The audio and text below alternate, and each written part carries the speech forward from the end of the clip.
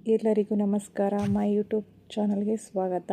ಇವತ್ತು ಮನೆಯಲ್ಲೇ ಕೂದಲಿನ ಆರೈಕೆ ಬಗ್ಗೆ ತಿಳ್ಕೊಳ್ಳೋಣ ಬನ್ನಿ. ತಲೆ ಕೂದಲಿನ ಆರೈಕೆ ಅಷ್ಟೊಂದು ಸುಲಭದ ಕೆಲಸ ಅಲ್ಲ. ಮೆಟ್ರೋ ಸಿಟಿಗಳಲ್ಲಿ ಪುರುಷರು ಬೊಕ್ಕ ತಲೆಯ ಸಮಸ್ಯೆ ಎದುರಿಸುತ್ತಿದ್ದಾರೆ. ಇಳೆಯರ ಗೋಳೆ ಬೇರೆ. ಚಳಿಗಾಲದ ಕಳೆದು ಬೇಸಿಗೆ ಕಾಲಿಟ್ಟಾಗಿದೆ. ಈ ವೇಳೆ ಕೂದಲಿನ ಆರೈಕೆಗೆ ಗಮನ ನೀಡುವುದು ಮುಖ್ಯ. ನಿತ್ಯವೂ ಧೂಳು ಕಲುಷಿತ ನೀರಿನ ನಡುವೆ ಕೂದಲಿನ ಆರೈಕೆ ಅಗತ್ಯವಾಗುತ್ತದೆ.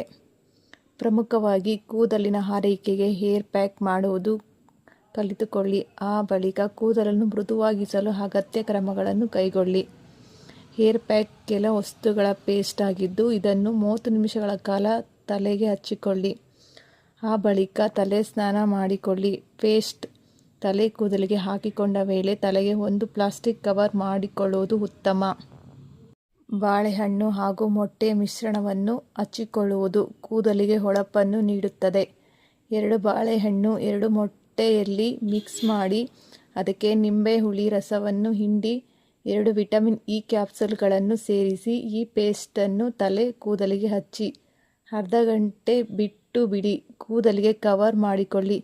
ಬಳಿಕ ತೊಳೆದುಕೊಳ್ಳಿ. ಡ್ಯಾಂಡ್ರಫ್ಗೆ ಏನು ಮದ್ದು?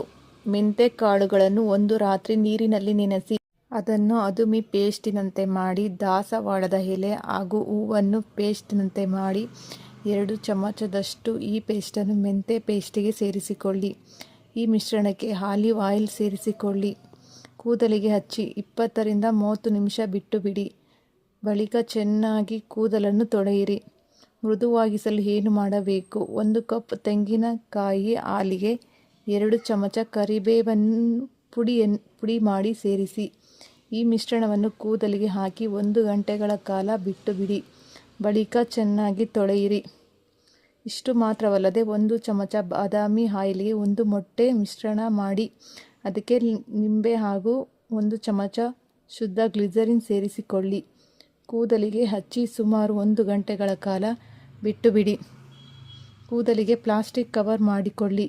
ಬಳಿಕ ತೊಳೆದುಕೊಂಡರೆ ಮೃದುವಾದ ಕೂದಲು ಪಡೆಯಬಹುದು. ಕೂದಲಿನ ಆರೈಕೆಗೆ ಸಂಬಂಧಿಸಿದ ಕೆಲವು ಪ್ರಮುಖ ಸಲಹೆಗಳು ಮತ್ತು ಮನೆಮದ್ದುಗಳು ಇಲ್ಲಿವೆ. ಕರಿಬೇವಿನ ಎಣ್ಣೆ. ತಲೆ ಕೂದಲು ಕಪ್ಪಾಗಿ, ಉದ್ದ ಮತ್ತು ದಟ್ಟವಾಗಿ ಬೆಳೆಯಲು ಕರಿಬೇವಿನ ಎಣ್ಣೆಯನ್ನು ಬಳಸಬಹುದು. ಇದು ಕೂದಲು ಉದುರುವುದನ್ನು ತಡೆದು ಕೂದಲು ಬೇಗನೆ ಬೆಳೆಯಲು ಸಹಾಯ ಮಾಡುತ್ತದೆ.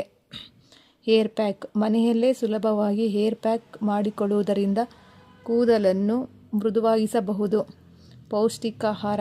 ಕೂದಲಿನ ಆರೋಗ್ಯಕ್ಕೆ ಸಮತೋಲಿತ ಆಹಾರ ಮುಖ್ಯ. ಹಸಿರು ತರಕಾರಿಗಳು, ಹಣ್ಣುಗಳು, ದ್ವಿದಳ ಧಾನ್ಯಗಳು ಮತ್ತು ಬೀಜಗಳನ್ನು ಸೇವಿಸುವುದು ಕೂದಲಿನ ಬೆಳವಣಿಗೆಗೆ ಪೂರಕವಾಗಿದೆ. ವಿಶೇಷ ಸಲಹೆಗಳು. ಕೂದಲನ್ನು ನಿಯಮಿತವಾಗಿ ಶುಚಿಯಾಗಿಟ್ಟುಕೊಳ್ಳಿ. ಹೆಚ್ಚು ರಾಸಾಯನಿಕ ಪದಾರ್ಥಗಳಿರುವ ಶಾಂಪೂ ಮತ್ತು ಕಂಡೀಷನರ್ ಬಳಕೆಯನ್ನು ಕಡಿಮೆ ಮಾಡಿ. ಕೂದಲಿನ ಬೇರುಗಳಿಗೆ ಪೋಷಕಾಂಶ ಸಿಗುವಂತೆ ಎಣ್ಣೆ ಹಚ್ಚಿ ಮಸಾಜ್ ಮಾಡಿ.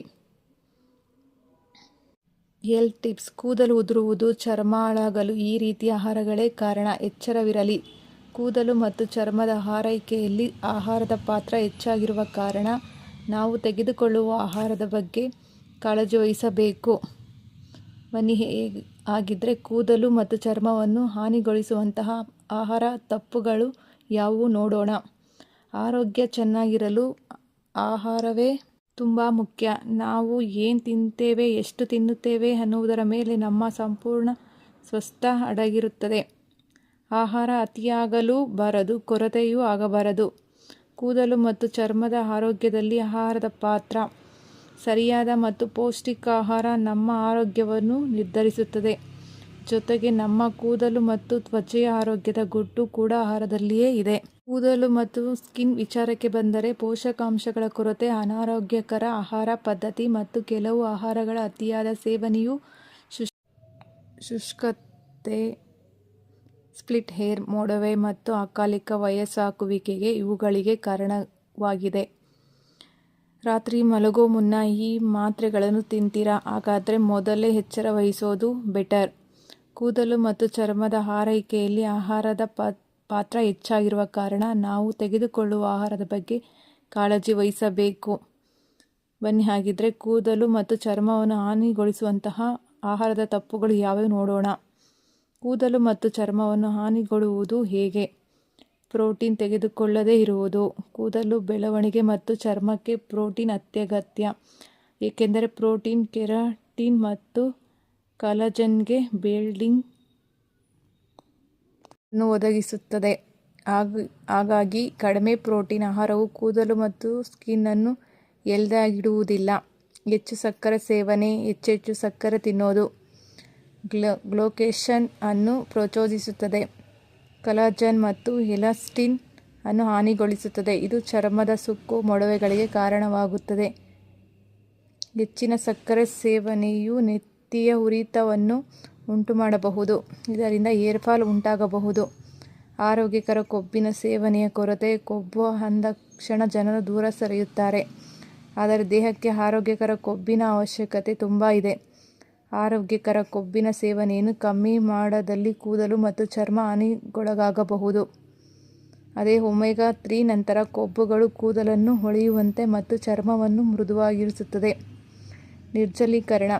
ಹೆಚ್ಚು ನೀರು ಸೇವನೆ ಚರ್ಮ ಮತ್ತು ಕೂದಲನ್ನು ಹೊಳಪಿಸುತ್ತದೆ. ಆದರೆ ನೀವು ದಿನಕ್ಕೆ ಇಂತಿಷ್ಟು ಪ್ರಮಾಣದಲ್ಲಿ ನೀರು ಕುಡಿಯದಿದ್ದರೆ ಇದು ಕೂದಲು ಮತ್ತು ಚರ್ಮದ ಮೇಲೆ ಪರಿಣಾಮ ಬೀರುತ್ತದೆ.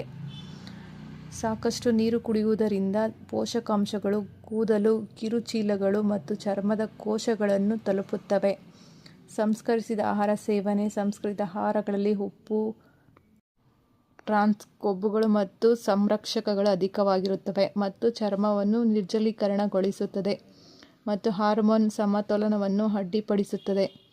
ಇದು ಮೊಡವೆ, ಪಫಿನೆಸ್ ಮತ್ತು ಕೂದಲು ಉದುರುವಿಕೆಗೆ ಕಾರಣವಾಗಬಹುದು. ವಿಟಮಿನ್ ಮತ್ತು ಖನಿಜಗಳ ಕೊರತೆಯನ್ನು ಕಡೆಗಣಿಸುವುದು. ವಿಟಮಿನ್ ಎ, ಸಿ, ಡಿ ಮತ್ತು ಸತು ಮತ್ತು ಕಬ್ಬಿಣಂತಹ ಖನಿಜಗಳ ಕೊರತೆಯು ಕೂದಲು ತೆಳುವಾಗುವುದು ಮತ್ತು ಮಂದ ಚರ್ಮಕ್ಕೆ ಕಾರಣವಾಗಬಹುದು. ವಿಟಮಿನ್ ಸಿ ಕೊರತೆಯು ಕಾಲಜನ್ ಉತ್ಪಾದನೆಯನ್ನು ಕಡಿಮೆ ಮಾಡುತ್ತದೆ. ಕಡಿಮೆ ಕಬ್ಬಿಣದ ಮಟ್ಟವು ಕೂದಲು, ಕಿರುಚೀಲಗಳು ಮತ್ತು ಚರ್ಮದ ಕೋಶಗಳಿಗೆ ಆಮ್ಲಜನಕದ ಪೂರೈಕೆಯನ್ನು ತಡೆಯುತ್ತದೆ. ಹೀಗಾಗಿ ವಿಟಮಿನ್ಸ್ ನಮ್ಮ ದೇಹದಲ್ಲಿ ಕಡಿಮೆಯಾದಾಗ ನಿರ್ಲಕ್ಷ್ಯ ಮಾಡದೆ ಕಾಳಜಿ ವಹಿಸಿ. ಚಹಾ ಮತ್ತು ಮದ್ಯದ ಅತಿಯಾದ ಸೇವನೆ. ಅತಿಯಾದ ಕೆಫೀನ್ ಮತ್ತು ಆಲ್ಕೋಹಾಲ್ ದೇಹವನ್ನು ನಿರ್ಜಲೀಕರಣಗೊಳಿಸುತ್ತದೆ.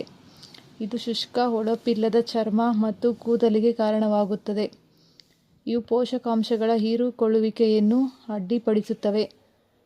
ಕೂದಲು, ಕಿರುಚೀಲಗಳನ್ನು ದುರ್ಬಲಗೊಳಿಸುತ್ತವೆ. ಚರ್ಮದ ವಯಸ್ಸನ್ನು ಉತ್ತೇಜಿಸುತ್ತದೆ. ಆಹಾರದಲ್ಲಿ ಉತ್ಕೃಷ್ಟ ನಿರೋಧಕಗಳು ಇಲ್ಲದಿರುವುದು.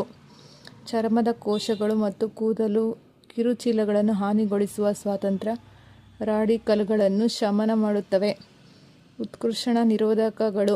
ಆಹಾರದ ಮೂಲಕ ಉತ್ಕೃಷ್ಟ ನಿರೋಧಕಗಳನ್ನು ದೇಹಕ್ಕೆ ಸೇರಿಸದಿದ್ದರೆ ಕೂದಲು ಮತ್ತು ಚರ್ಮದ ಆರೋಗ್ಯ ಹದಗೆಡಬಹುದು. ಅಸಮರ್ಪಕ ಡಯಟ್. ಕ್ಯಾಶ್ ಆಹಾರದಿಂದ ಆಗಾಗ ತೂಕದ ಏರಿಳಿತಗಳು ದೇಹಕ್ಕೆ ಒತ್ತಡವನ್ನುಂಟು ಮಾಡುತ್ತದೆ. ಇದು ಕೂದಲಿನ ಬೆಳವಣಿಗೆಯ ಚಕ್ರಗಳನ್ನು ಅಡ್ಡಿಪಡಿಸುತ್ತದೆ ಮತ್ತು ಉದುರುವಿಕೆಗೆ ಕಾರಣವಾಗುತ್ತದೆ. ಚರ್ಮವು ಸ್ಥಿತಿಸ್ಥಾಪಕತ್ವವನ್ನು ಕಳೆದುಕೊಳ್ಳಬಹುದು. ಡೈರಿ ಉತ್ಪನ್ನಗಳ ಅತಿಯಾದ ಸೇವನೆ. ಇವುಗಳ ಅತಿಯಾದ ಸೇವನೆ ಮೊಡವೆ, ಕೂದಲು ಒಡೆಯುವಿಕೆಗೆ ಕಾರಣವಾಗಬಹುದು. ಕೆಲವರಿಗೆ ಡೈರಿ ಸೂಕ್ಷ್ಮತೆಯು ನೆತ್ತಿಯ ಉರಿಯೂತವನ್ನು ಉಂಟುಮಾಡಬಹುದು. ಇದು ಕೂದಲಿನ ಆರೋಗ್ಯದ ಮೇಲೆ ಪರಿಣಾಮ ಬೀರುತ್ತದೆ. ಸಂಪೂರ್ಣ ಕೊಬ್ಬಿನ ಡೈರಿಯ ಅತಿಯಾದ ಸೇವನೆಯು ಜಿಡ್ಡಿನ ನೆತ್ತಿಗೆ ಕಾರಣವಾಗಬಹುದು. ನನ್ನ ವಿಡಿಯೋ ಇಷ್ಟವಾದಲ್ಲಿ ನನ್ನ ಚಾನಲ್ ಸಪೋರ್ಟ್ ಮಾಡಿ. ನೀವು ನನ್ನ ಚಾನಲ್ಗೆ ಹೊಸದಾಗಿ ಬಂದಿದ್ದರೆ ಸಬ್ಸ್ಕ್ರೈಬ್ ಮಾಡಿ.